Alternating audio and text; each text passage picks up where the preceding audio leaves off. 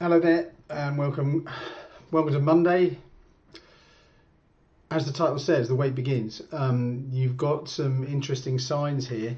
Look at these volume spikes. So this is Bitcoin price, currently 20,480. You've got this nice. Let's stretch this out so you can see. This is an 8-hour chart, just to clue you in on Bitcoin. And we've got the big drop here with high volume. Next high volume is a push up. Then the drop down. Next high volume is a failed push down. So this is generally what I would call bullish.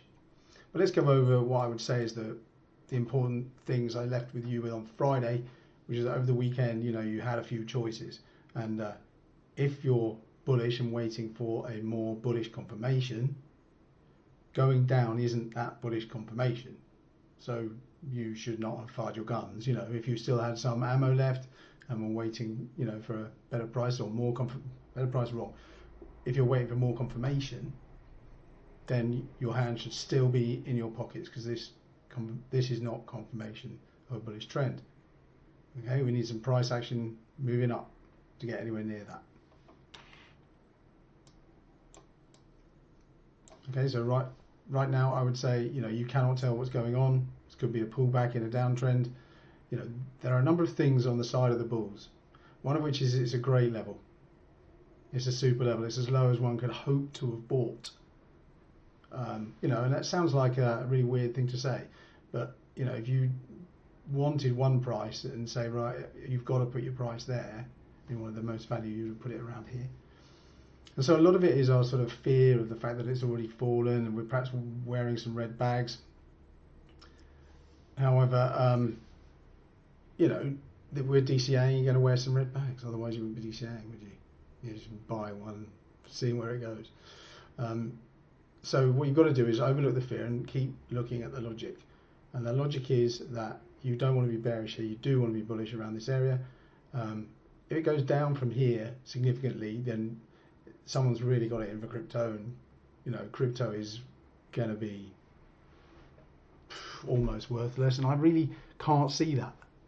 I can't see that this whole crypto idea will fade to nothing, and its flagship product will fade to nothing. I can't see it myself. So for me, I'm not fooled by all the doom and gloom, and I'll sit there and, as I said before, switch off my lizard brain and get rid of its fears and just look at the logic and say, well, I've bought my lot, I've DCA'd, I'm in cash, I can't be stopped out no matter what, and so that's it. Thanks very much. The only one I haven't got round to is XRP. It hasn't come down to 28 yet, which our partner Lewis and I, because we run this Discord together, we were chatting about XRP this morning. We were both very bullish on it. And it's held up really, really well through all these shenanigans in Bitcoin. It really hasn't done the same. It's dropped only a few percent. Let's have a quick look. That's really not the same. So, we think there are a host of buyers around here. It doesn't mean we won't get 28. And neither of us are budging at the moment. So that's what we're thinking. So Bitcoin, as I was saying, yeah. You're either just sitting there like I am, with your hands in your pockets because you've fired your guns and decided to take the position, and you feel confident you can't be stopped out, or you're sitting there going, right, is this confirmation? No, it ain't. Okay, so that's what I'm saying. Right, it's questions. Hi Paul, enjoying the weather? Yes. What do I think of pound USD? Well, look, that means what I think of USD. Stochastic, what is this? 8 hour. Let's go to daily, see what we're getting in the way of stochastics. Just come out of a daily false bar overbought. What does it look like on weekly? Still not into the fully overbought on the week. It's been there and it's still in a red. I don't know. I think it might actually come off from here over the next week. Lewis thinks it pushes up once more. I think there will be a push up. I just don't think it's now. I think you need to scare everybody out of an awful lot of positions. So that's what I think. I think it's probably flattish for the week. The dollar, I don't know. It's a hard one to pick. I would say that I don't want to be long it. So there we are. So I don't want it long the dollar, which means I don't want to be short the pound. So there you go, Nigel. Candlestickler, is everyone good with sound or is it my end? Well, no one's told me that I can't hear anything. Hold on, I haven't got the YouTube chat up. Yeah, sounds good. Lots of people saying it's okay. Alex Ferdine's asking, hi Paul, can you look at path for investment in the long term? I know nothing of the story, so we can put it up. I'm assuming this is what you mean. I don't know, unless you mean the stock.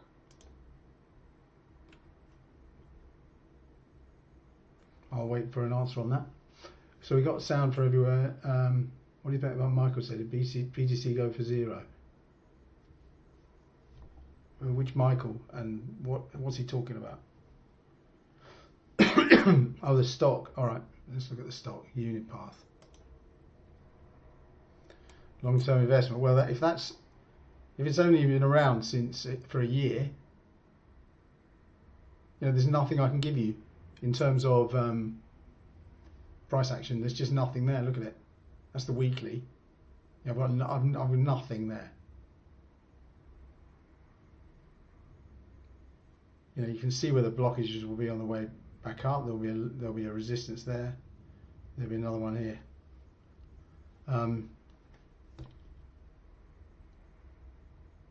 There's nothing really. Sorry, curvature of the line is not much. You've got a nice big green one here with a long neck. Okay, so they're vaguely positive, but I don't know the whole thing. Michael Holston. Well, he's saying that. Other people are saying it's different prices. I've got no reason to think he knows any more than anybody else. Alex Purdy says, at least I'm certainly not buying the top. No, you aren't with Path, that's for sure. Right, Longar over on TradingView says, is there any possibility for long squeeze on Bitcoin? Longs are by far at all-time high. Well, everything's at all-time high because they keep minting more Bitcoin, which means the number of longs equals the number of shorts. So if you're looking at COT data, maybe that's the other thing. So a long squeeze, as in it goes down and people are desperate to sell it. Well, I think that's what we've just had. And while it might, let's go back to Bitcoin so people know what we're talking about. In fact, what I really ought to do is put this backing thing on. Watermark. That's probably not enough.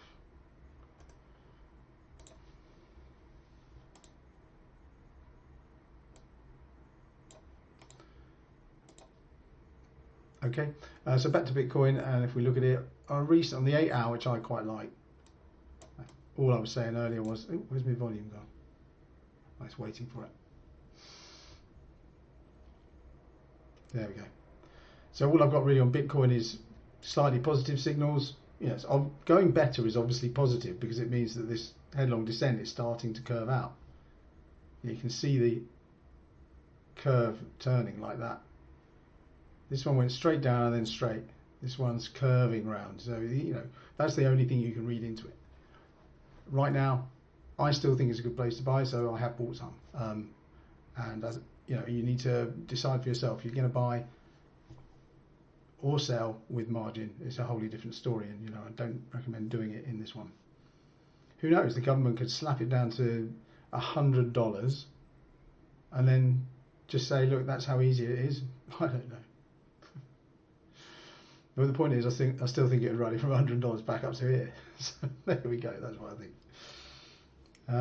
Okay, so there are any other questions? Brave Money's missed the first half. Any recap? Well, it will be up there in a few minutes as catch up. How is the COT data? Short still higher than longs in Bitcoin? Yes. Yes, they are. So COT data is not great. Simple as that. Anything? Oh, Kathy Wood is quite bullish on Path. That's why I was asking. Okay, well, fair enough. She probably knows a great deal more than me. Do I think that Wyckoff is in phase A or B? Well, that's kind of for subscribers and so forth. So if you are Gypsy Virgin, if you are one of our members under a different name, then just ask me via DM on there, or just ask it out loud on the crypto channel where we have a discussion about these things, because that's where I keep that sort of information. Now, there are times when I'll bring it out for everybody, but today isn't one of those. Do I look at Solana? Held up surprisingly well. No, I don't follow it. It doesn't mean that I'm not going to look at it. Okay, so that's not had quite the precipitous fall either. So I would say that's vaguely bullish for Sol.